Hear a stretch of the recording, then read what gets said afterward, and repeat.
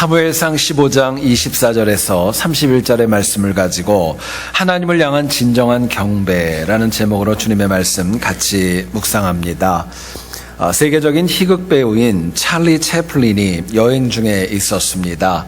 어떤 마을, 작은 마을에 들어갔는데 그 마을에 그날 특별히 채플린을 흉내내는 대회가 열리게 되었던 것입니다.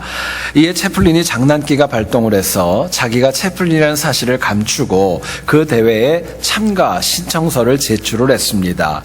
그날 밤에 대회장에 가서 보니까 너무나도 많은 사람들이 채플린처럼 옷을 입고 채플린처럼 말을 하고 동작을 하고 코수염까지 붙여가면서 정말 연기를 하면서 다양하게 자기를 표현해 주었습니다. 자, 이제 모든 행사가 끝났습니다. 제가 여러분들에게 물어봅니다. 찰리 채플린이 몇 등을 했을까요? 여러분 이거 실화입니다. 내용을 보니까 찰리 채플린이 자기를 흉내내는 대회에 나가서 3등을 했답니다. 1등이 아니라 3등을 했대요. 무슨 말이냐? 진짜보다 가짜가 더 진짜 같았다는 것을 저희들에게 의미해 주는 것입니다. 당시에 가짜 채플린들이 진짜처럼 보이기 위해서 얼마나 많은 노력을 했을까 생각해 봅니다. 여러분, 한국의 어떤 참기름 가게에서 참기름을 광고하면서 이렇게 얘기했다고 하죠. 정말 진짜 참기름만 팝니다. 그러고 얘기를 했대요. 여러분, 사람은 누구나가 다 가짜가 아니라 진짜가 되기를 원합니다. 자신의 삶도 가짜가 아니라 진짜가 되기를 원하는 거예요. 하지만 많은 사람들이 가짜와 진짜를 구분하지 못하고 살아갈 때가 얼마나 많이 있는지 모릅니다. 여러분, 오늘 우리가 살아가는 현대를 가만히 보세요. 진짜, 정말, 참이라는 단어를 사용해야 마땅한 사회를 살아갑니다. 이유가 있다면요, 너무나도 많은 가짜가 우리 주변에 있기 때문에 그렇습니다. 그러나 우리가 훗날 하나님 앞에 섰을 때는요, 가짜로 설 수 없습니다. 하나님 앞에 서는 영혼들은 진짜 신앙에만 쓸 수 있는 것입니다. 마태복음을 보면 3장 12절에 예수님 말씀하십니다. 손에 키를 들고 자기의 타작마당을 정하게 하사 알곡은 모아 곳간에 들이고 쭉정이는 꺼지지 않는 불에 태우시리라 말씀하셨습니다. 여러분, 하나님께서는 이 악한 세상 가운데 가짜가 아니라 진짜 신앙인을 찾고 계십니다. 저는 여러분들 각자가 정말 하나님이 진심으로 찾으시는 진짜 기독교인 되기를 간절히 축원합니다. 이 은혜가 저희들에게 필요해요. 본문을 보면 아말렉 사건으로 면목이 없었던 사울이 사무엘에게 똑같이 자신과 함께 하나님을 경배하는 것으로 돌아가자고 이야기를 합니다. 하나님을 향한 경배는 너무나도 귀한 것이었습니다. 그런데 오늘 본문을 보면 사울의 경배는 진짜가 아니라 가짜였어요. 진짜 경배였다면 사무엘이 하나님을 경배하는 사울을 갖다 외면하고 같이 가지 않겠다고 말할 이유가 없었던 겁니다.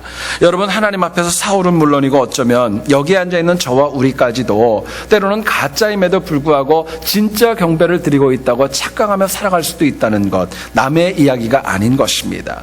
오늘 본문을 통해서 우리가 하나님 앞에 가짜가 아니라 진짜 경배하는 삶이 과연 무엇일까? 본문이 주는 메시지 같이 한번 나누어 보기를 소원합니다. 첫 번째로 생각할 것은요, 사람이 아니라 하나님을 두려워하는 것. 하나님을 두려워하는 것이 진짜 경배하는 인생입니다. 오늘 보면 24절을 한번 보세요. 사울이 사무엘에게 이르되 내가 범죄하였나이다. 내가 여호와의 명령과 당신의 말씀을 어긴 것은 내가 백성을 두려워하여 그들의 말을 청종하였음이니이다 말씀합니다. 사울은 얘기를 합니다. 백성이 두려웠어. 그 많은 이스라엘 백성들이 두려워서 하나님의 명령을 어겼다라고 고백합니다. 여러분, 여기서 우리는 사울의 영적인 상태가 어떠했는지를 저희들이 참 바르게 볼 수 있습니다. 여러분, 사울이 정말 두려워해야 될 대상은 사람들, 백성들이 아니라 하나님이셨습니다. 그런데 사울은 하나님보다 백성을 더 두려워하였고 자신이 범죄하는 것조차도 제대로 모르고 있는 지경에 있었던 겁니다. 여러분, 여기서 두려워하다, 히브리 원어인 야레라는 동사는 보면 하나님을 높이고 하나님을 경배할 때 쓰이는 동사입니다. 하나님을 향하는 동사예요. 그런데 사울은 사무엘에게 하나님께 경배하러 가자고 하면서도 실제로는 하나님이 아니라 이스라엘 백성들이 더 두려웠고 그들을 향하여 야레, 그 삶을 보였던 것입니다. 사울의 문제가 있습니다. 경배해야 될 대상이 누군지도 모르고 있었던 겁니다. 여러분, 그렇기 때문에 사무엘과 동행하고자 했던 경배는 사실은 진짜 마음의 중심에서 우러난 것이 아니라 가짜였다는 것을 저희들에게 보여줍니다. 여러분, 우리가 하나님을 진짜로 경배하려면, 정말 경배하는 삶을 살기를 원한다면요, 하나님만 높이는 겁니다. 하나님만 두려워하는 것입니다. 만일 하나님과 누군가를 똑같이 두려워한다면, 만일 우리가 세상의 무엇인가를 하나님과 똑같이 높인다면, 그거는 진짜가 아닌 가짜 경배입니다. 그건 바른 경배의 모습 아닙니다. 이유가 있습니다. 오직 우리가 믿는 하나님만이 우리의 참된 경배를 받으실 유일한 분이기 때문에 그렇습니다. 자, 그렇다면 우리가 하나님만 두려워하는 진짜 경배를 드리려면 어떤 삶이 되어져야 될까요? 하나님만을 높이는 진짜 경배하는 삶, 뭐가 필요할까? 하나님 두려워하는 것이 과연 무엇일까? 묻게 됩니다. 본문은 저희들에게 이렇게 얘기를 합니다. 우리가 사람이 아니라 하나님을 붙들고 살아가야, 하나님 붙들고 살아가야 그분을 두려워하고 하나님을 향하여 진정한 경배의 자세를 가지고 살아갈 수 있다고 고백합니다. 27절을 보세요. 사무엘이 가려고 돌아설 때에 사울이 그의 겉옷자락을 붙잡음에 찢어진지라 말씀합니다. 여러분, 사무엘은 비록 사울이 하나님을 경배한다고 얘기했지만은요, 믿지 않았습니다. 믿었지 않았어요. 그렇기 때문에 하나님께서 왕을 버렸다고 선언을 하고 돌이키는데 사울이 사무엘을 굳게 붙잡았던 것입니다. 성경은 굉장히 사실적입니다. 얼마나 세게 붙잡았으면은요, 사무엘의 겉옷자락이 찢어질 정도로 사울이 사무엘을 붙잡았던 것입니다. 여러분, 사울은 생각했습니다. 하나님을 경배하는 자리에 혼자 가는 게 아니라 이 능력 있는 선지자와 함께 가야 자기의 면이 선다고 생각했던 거예요. 그래서 어찌되었건 간에 사무엘을 붙잡아야 됐고 놓치면 안 되었기 때문에 사무엘의 옷까지도 굳게 붙잡았던 것입니다. 여러분, 근데 문제가 있었어요. 사울이 정말 붙잡아야 될 분은요, 사무엘이 아니었죠. 하나님이셨습니다. 하나님을 붙잡아야 됐던 거예요. 사울이 정말 넘어지고 온전한 경배를 하지 못했던 이유가 두 가지가 있습니다. 하나님이 아닌 백성을 두려워했고, 또 하나님을 붙잡아야 되는데 사무엘을 붙잡았다는데 그게 어려움이었던 것입니다. 물론 우리가 이 땅을 살아가면서 무엇인가를 강하게 붙잡아야 될 때가 분명히 있습니다. 때로는 물질을 붙잡아야 될 때 있지요. 내 자존심을 붙잡아야 될 때도 있습니다. 우리 자녀들의 성공을 위해서 내가 모든 걸 희생할 때도 있습니다. 때로는 내 주변 사람들, 나에게 도움을 주는 사람을 내가 굳게 붙잡을 때도 있습니다. 그러나 진짜 경배는 누구보다도 하나님을 굳게 붙잡을 때에 그것이 진짜 경배라고 말씀합니다. 여러분, 실제로 인간이 힘든 가운데, 어려운 가운데 정말 붙잡는 그 무엇인가가 내가 정말 경배하는 대상이기 때문에 그래요. 저희들이 성경을 보면 남유다와 북이스라엘이 패망한 다음에 많은 유대인 가운데 가장 성공한 인물을 꼽으라면 다니엘을 꼽을 수 있습니다. 다니엘의 성공 원인이 과연 무엇일까요? 많은 것들이 있습니다. 다른 무엇보다도 다니엘이 하나님을 항상 가장 강하게 붙잡고 살았던 영혼이기 때문에 그렇습니다. 다리오 왕이 한 달 동안 자기가 아닌 누군가에게 절하고 경배하면 사자굴에 들어간다고 공포하였습니다. 사람이 사자굴에 들어가면은요, 살아요, 죽어요? 안 들어가 봐서 모르시죠? 여러분, 사람은 당연히 죽는 거 아닙니까? 사자는 맹수예요. 그런데도 다니엘은 하나님께 기도하는 것 절대로 멈추지 않았던 것입니다. 이유가 있습니다. 다리오보다도, 맹수인 사자보다도 하나님을 더 두려워하는 마음이 다니엘에게 있었던 것입니다. 결국 다니엘의 성공의 원인이 있습니다. 세상의 그 누구보다도 하나님을 가장 두려워하고 그분만을 경배하는 자세를 가지고 살아갔기 때문이었습니다. 예수님은요, 누가복음 12장 4절과 5절에서 이렇게 말씀합니다. 몸을 죽이고 그 후에는 능히 더 못하는 자들을 두려워하지 말라. 곧 죽인 후에 또한 지옥에 던져놓는 권세 있는 그를 두려워하라 말씀합니다. 여러분, 인간이 하나님을 온전하게 붙잡지 못하는 이유가 있습니다. 내가 죽은 다음에 심판이 있다는 거 못 믿기 때문에 그렇습니다. 또 지금 내가 사는 이 땅의 삶이 지극히 짧고 제한적이고 하나님 나라에 가면 영원한다는 거, 그거 모르기 때문에, 믿지 못하기 때문에 우리가 넘어지는 것입니다. 그러나 아무리 어리석고 아무리 부족한 영혼도요, 무엇이 더 좋은지는 구분하는 지혜는 다 있습니다. 세상 그 누구도 잠깐 머무는 것과 영원히 머무는 것 가운데 어디를 선택해야 되는가, 이거 모르는 사람이 어디 있겠어요. 그럼에도 불구하고 실제 우리의 삶을 보면은요, 우리는 영원한 것보다는 눈에 보이는 것, 잠깐 좋은 것, 내 마음을 좀 기쁘게 하는 것, 그거 붙잡고 살아갈 때가 저와 우리에게 얼마나 많이 있는지 모릅니다. 여러분, 타이타닉호를 아실 거예요. 타이타닉호가 북대서양에서 추운 가운데 침몰할 때 어떤 여인이 행운과 같이 럭키하게 한 구명 보트에 타게 되었답니다. 여러분, 이것은 실화입니다. 근데 이 여인이 모두가 다 죽음의 공포 가운데 두렵고 너무너무 놀라고 힘들어하고 놀라고 있는데 갑자기 이 배에 탄 사람들한테 양해를 구합니다. 내가 정말 중요한 거 한 가지를 놓고 나왔는데 나한테 잠깐만 시간을 주면 내가 배에 들어가서 중요한 걸 가지고 나오겠다고. 모두가 좋아하지 않았습니다. 신신당부를 하고 부탁을 해가지고 불과 3분의 시간을 얻게 됩니다. 이 여인이 배에 올라탑니다. 그리고 전력 질주를 합니다. 방으로 가는 도중에 카지노를 지나면서 그 거금에 칩이 떨어져 있고 캐시가 떨어져 있는데요, 그거 거들떠보지도 않습니다.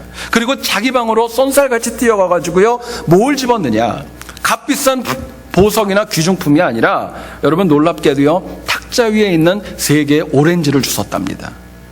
오렌지를 주워가지고 온 거예요. 죽음의 공포 앞에서 그 무엇보다도 오렌지 3개라도 있어야 뭔가를 먹을 수 있고 조금이라도 자기의 생명을 유지할 수 있다는 그 마음이 있어서 3분의 시간 동안에 그걸 쫓아갔던 것입니다. 여러분, 여인은요, 이 오렌지 3개를 붙잡고 안도하는 동시에 회한의 눈물을 흘렸던 그 이야기가 실제로 기록되어지고 있습니다. 여러분, 한번 물어볼게요. 여러분들이 만약에 과연 그런 현장에 있었다면, 우리가 만약에 그 현장에 있었다면 과연 무엇을 붙잡고 다시 배로 돌아오시겠습니까? 한번 물어봐야 될 질문입니다.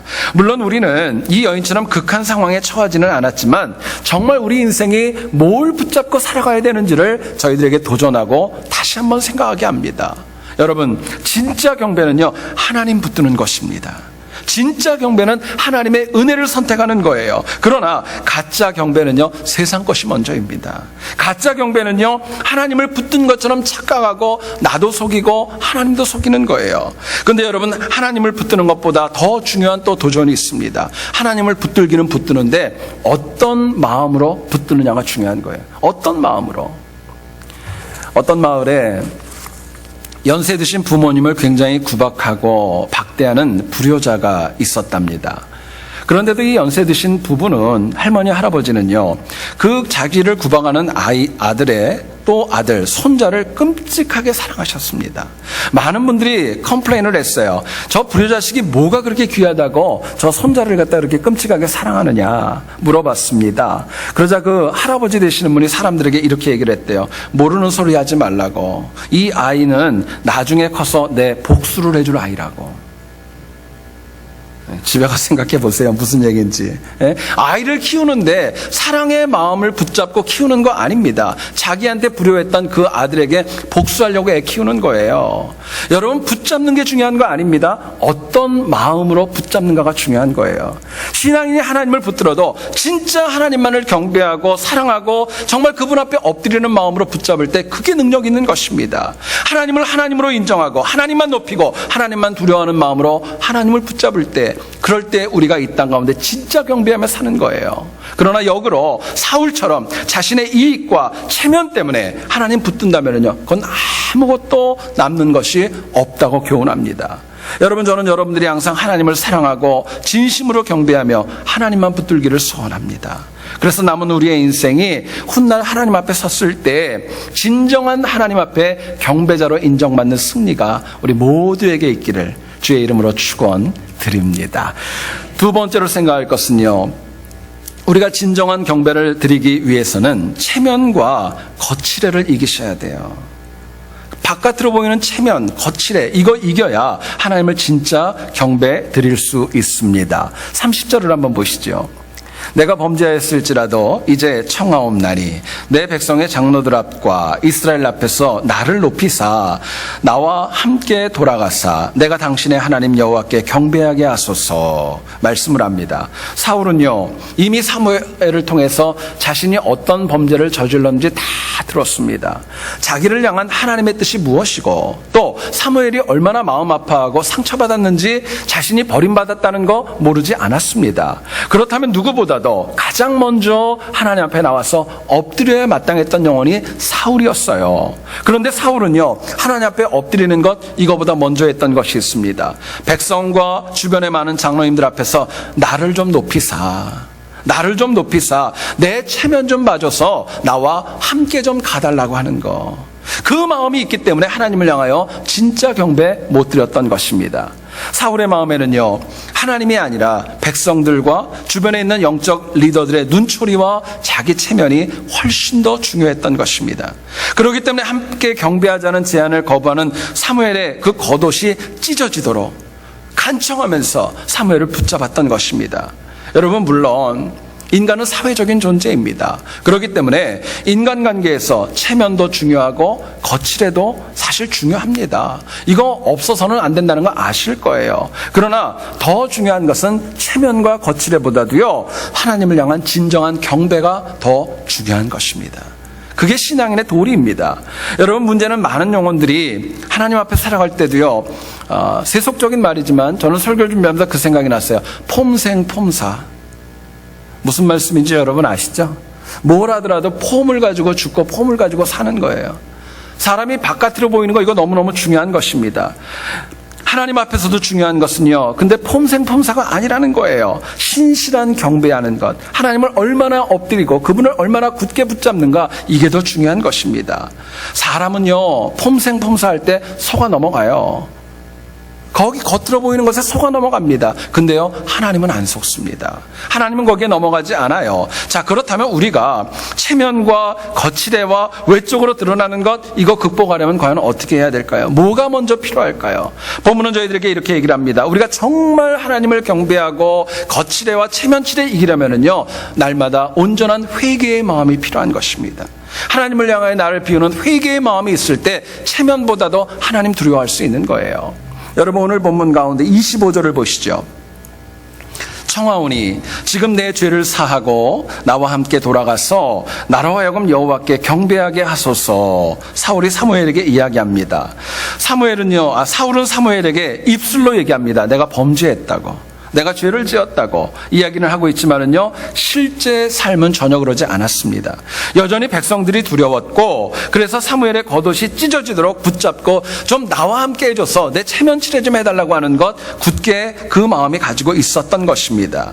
근데 여러분, 만약에 사울이 진정으로 회개하고 하나님 앞에 돌이켰다면 어떻게 됐을까요?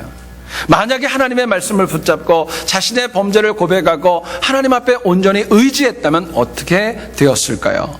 저는 말씀 묵상하며 생각해 봤습니다. 어쩌면 하나님께서는요, 아말렉에서 그 전쟁에서 저질렀던 범죄 덮어주셨을지도 모르겠어요. 뿐만 아니라 왕권도 유지시켜줘가지고 다윗의 이야기는 남의 이야기가 되었을지도 모르겠어요. 사무엘이라는 좋은 믿음의 동역자를 붙여주셔서 정말 그 사울의 인생 가운데 더 큰 하늘의 은혜를 채워주셨을지도 모르겠습니다. 그런데 사울은요, 하나님께서 자신을 버렸다고 하시는데도 끝까지 한 번도 회개하지 않는 모습을 보여줍니다. 어제 저희들이 요한계시록을 공부했습니다. 계시록을 공부하다 보면은 3중 7대 재앙이라는 게 나옵니다. 7 인의 재앙이 나오고 7 나팔의 재앙이 나오고 7 대접의 재앙이 나옵니다.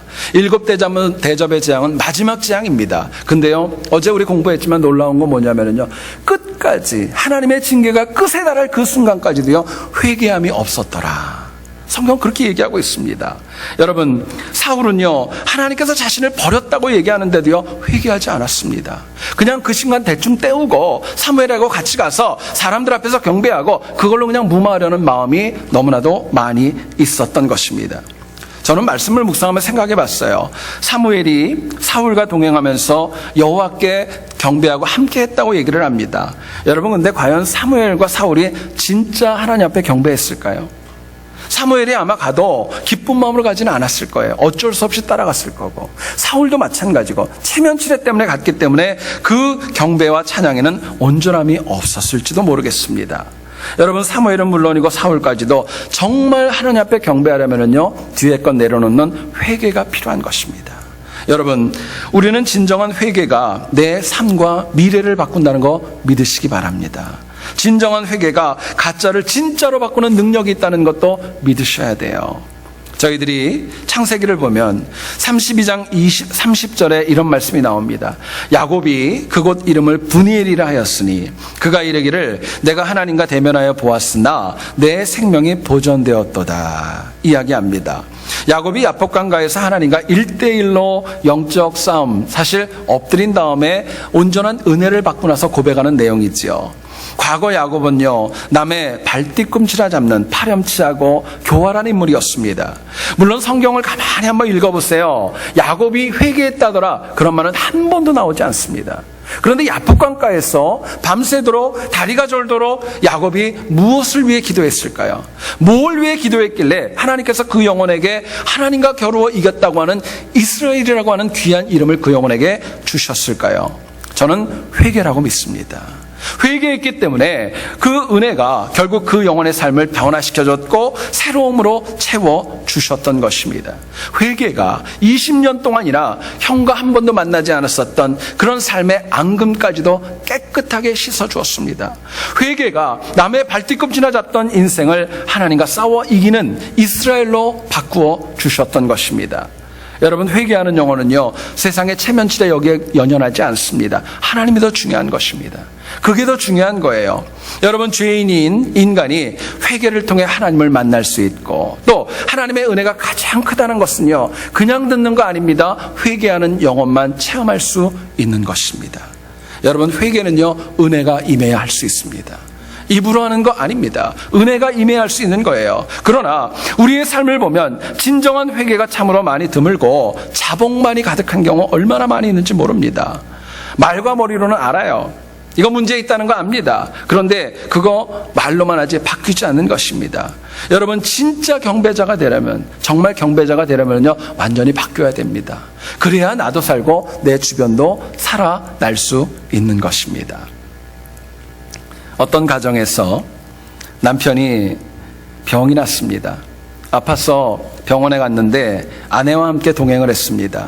진찰을 다 마친 다음에 의사 선생님께서 얘기를 합니다. 남편에게는 좀 나가 있으라고 얘기를 하고 아내를 부릅니다.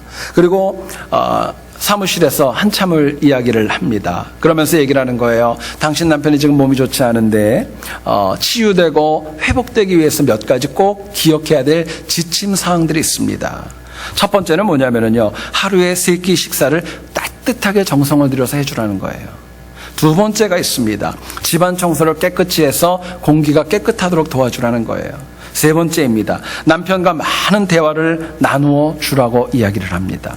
네 번째가 나옵니다. 남편이 자신감을 가질 수 있도록 용돈도 좀 많이 주라는 거예요. 넉넉히 주라고 얘기를 합니다. 다섯 번째 조건이 나옵니다. 언제나 남편과 동행하면서 격려하면, 그렇게 5가지만 열심히 하면 남편이 참 많이 좋아지고 회복될 겁니다. 이야기를 했어요. 아내가 이 이야기를 듣고 이제 사무실에서 나왔습니다. 남편이 밖에서 한참을 기다리다가 얼마나 궁금했겠어요. 그래가지고 아내를 붙잡고 물어봤습니다. 의사 선생님이 뭐라고 그래요? 그러고 물어봤더니요, 그 아내가 한숨을 쉬면서 얘기하더랍니다.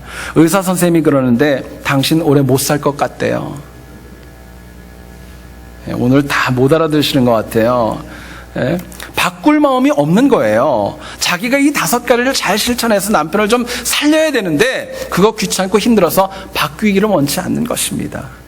오늘은 좀 제가 해설까지 다 해드리는 좀 어려움이 있는데, 여러분, 사람은 누구라도요, 그동안 살아온 삶을 바꾸기가 쉽지 않습니다. 여러분 체험하시죠? 그런데 회개해야 길이 열리고 회개해야 내가 진짜 경배자로 서는 것입니다.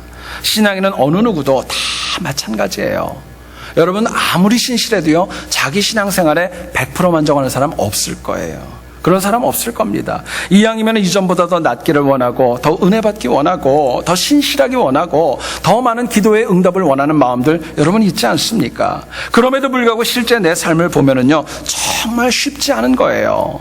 여러분, 그렇기 때문에 회개가 필요하고, 회개하려면 내 삶과 내 생각이 온전하지 않다는 것, 그것부터 인정하셔야 돼요. 내가 회개하려면 그동안에 내가 좋아했고 내가 익숙했던 것들이 하나님의 뜻과 맞는가 먼저 바라보는 지혜가 필요합니다.